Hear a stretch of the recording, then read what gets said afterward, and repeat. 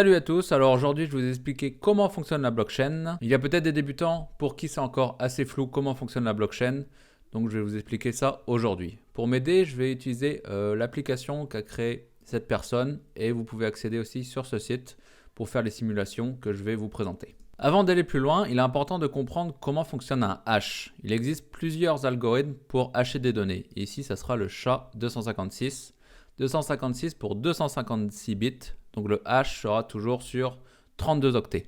Donc le hash prend des données en entrée et hash ces données pour récupérer 32 octets. Ici, on voit le hash pour une chaîne de caractères où j'ai écrit Independence Dev. Si je change une donnée en entrée, le hash est complètement différent et sera toujours sur 32 octets. Une des particularités d'un hash, c'est qu'avec ces données, il est impossible de retrouver les données en entrée. Le seul hack possible d'un hash est le brute force. Tester toutes les possibilités en entrée pour obtenir le hash qu'on voudrait. Donc on voit bien, quand on change les données, le hash est complètement différent et toujours sur 32 octets.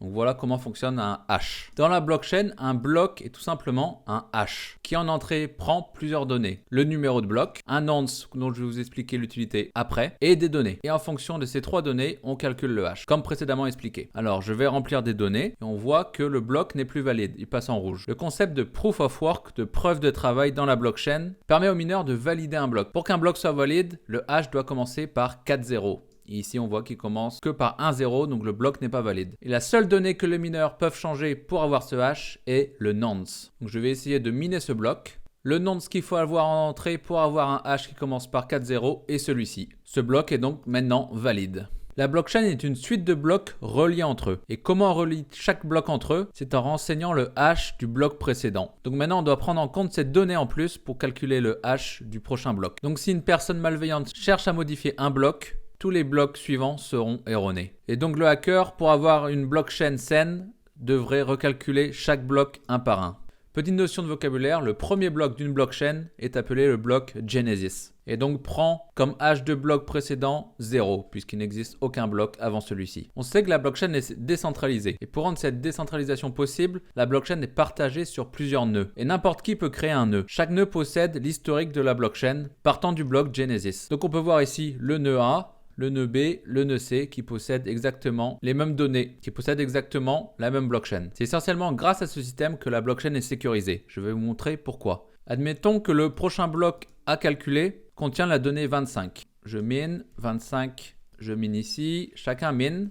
Voilà, et le premier à trouver un hash avec 4 zéros va demander aux autres nœuds de vérifier si avec le nonce qu'il a trouvé, les autres trouvent exactement 4 zéros aussi. Imaginons qu'un nœud malveillant veuille modifier ces données, qui rajoute une donnée dans les datas, il va le miner et il va trouver ce hash. Et tous les autres nœuds n'ont pas les mêmes données, ils ont donc un hash différent. La blockchain va se dire deux personnes ont ce hash là et qu'une personne a ce hash là. Donc les bonnes données sont celles qui viennent des deux personnes. C'est comme ça que la blockchain est sécurisée et le seul moyen de corrompre un bloc dans la blockchain est que quelqu'un possède plus de 50% de la totalité des nœuds. C'est ce qu'on appelle l'attaque à 51%.